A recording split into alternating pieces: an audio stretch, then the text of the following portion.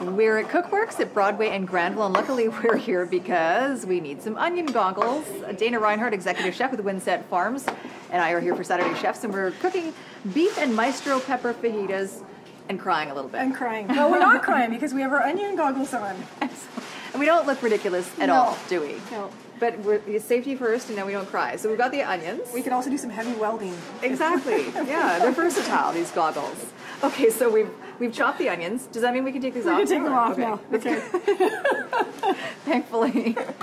All right, so onions are chopped. Onions are chopped, and we're going to have some maestro pepper here. So fajitas, the secret to this is obviously the steak, the flank steak, which I've marinated in cilantro and a little bit of dried oregano, Mexican oregano, garlic, little Worcester, little chili flakes. Yeah, it's got tons of, it's aromatic. It's wonderful.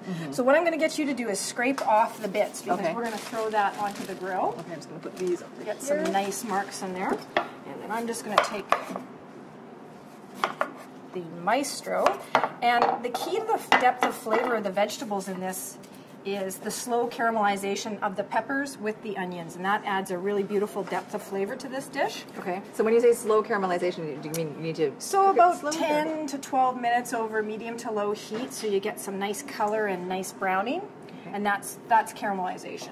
And when I'm taking the bits off of the steak, it doesn't have to be perfect, does it? No, that's been marinating. You can marinate that from anywhere from 12 to 24 hours. That's been in marination for about 12 hours. And what that does is it's just going to, because the flank steak is one of the tougher cuts of the beef. Like, it's not like a beef tenderloin. You don't want to cook it past medium rare to medium. Okay. I wouldn't suggest. Okay, so this is... So that will go over here onto our nice hot smoky grill. Anywhere? Anywhere you want.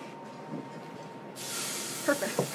Nice sizzle. We'll let that sit. Now I have some peppers, the maestros, onions, and I've added a little bit of garlic to this as well. So you can see it's got the nice color. Once that's done, we're going to assemble the steak with the caramelized onions and maestros and a little bit of sour cream. I've made a really nice concerto tomato salsa. And I try to slip vegetables into everything I make. So there's also some peppers in here as well.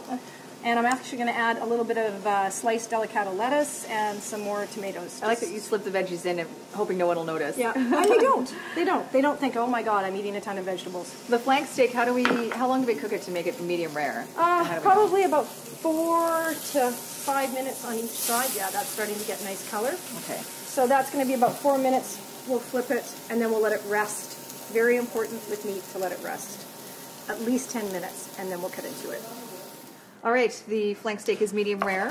It is, and I'm just going to, again, add some vegetables. I've got a lovely Delicato butter lettuce here. This will just be a nice little bed for your fajita. Always sneaking in the vegetables. Always sneaking in the vegetables. Okay, so you're going to slice the steak now. Why is it so important to rest it?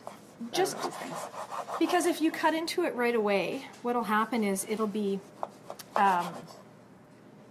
still warm, and the juices won't have time to reincorporate, and it will bleed out, as gross as that sounds, and it will be tougher. Right, okay. So I've got 3 beautiful So our meat is well rested now. Yes, and it's beautiful. Medium rare? Not so much. Okay, I'm going to give that to you. And then we have our big lovely... fajita. It's a big The maestro peppers. The maestro peppers, caramelized maestro peppers and onions, a little bit of garlic. So we've got vegetables and vegetables, and I like to add a little bit of the chopped Roma tomatoes, or we could even use the little Allegros, which are beautiful as well. Okay. Again, just add a little more veggie. And then this is gigantic. This is the way my family eats them. It's a knife and fork fajita. Yeah, there's nothing neat about this. No. No. And then a little bit of sour cream, or as much sour cream. Just a little. Some people add cheese to this as well. Some people, you can make it without dairy at all, and it still has tons and tons of flavor. Okay. There you go. Can I unfold it like a little? And then just fold it again. Like that? You got it. Okay. This is a little trick. Exactly. Oh, and do I fold this one too? No, and then you know what I would do? I would just turn it over, and then you got your little pouch. Oh, am I gonna? Okay. I'll do it. You know what? No, I'll do it like this. Except rip the top off of it. There we go. There you go. You get all the good stuff. Uh-oh, big piece of steak. I'll have to finish for Sophie because she has a mouthful. Cinco de Mayo. Cinco de Mayo. Flank steak. Maestro pepper fajita. Oh, it's great. Thank you. You're welcome.